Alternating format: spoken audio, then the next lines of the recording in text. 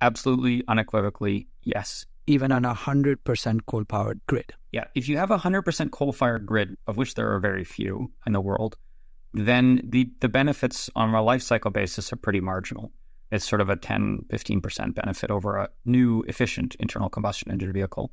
But in most other places, it's a dramatic reduction. So it might be 80%, 70%, depending on the country. You can think of it another way in terms of payback. So making a EV and battery and the components associated with it have a higher carbon footprint than making an internal combustion engine. In the US, with current grid mix, you pay back that higher upfront CO2 burden in about a year and a half of driving. Now, in some cases, that's 2 years. In China, it's more like 5 or 6 years. But the point is that that vehicle will continue to get cleaner over its life cycle as long as we can keep getting the power infrastructure and grid generation mix cleaner.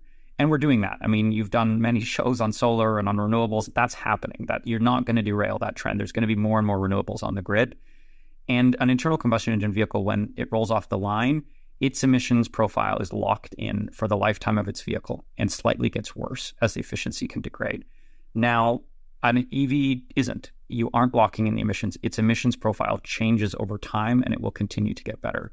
So there's a lot of ways you can make this look bad. You can say, oh, a vehicle only goes 100,000 kilometers or 60,000 miles in its lifetime. It doesn't. They go a lot more than that. You can take outdated studies on how much emissions there are from making a battery. You can look at old data on grid emissions intensity factors for a country and assume they stay frozen for 15 years. But again, all those are just really bad methodological assumptions. And it really irks me, and it irks anybody who works on this stuff, to see those things come up over and over again.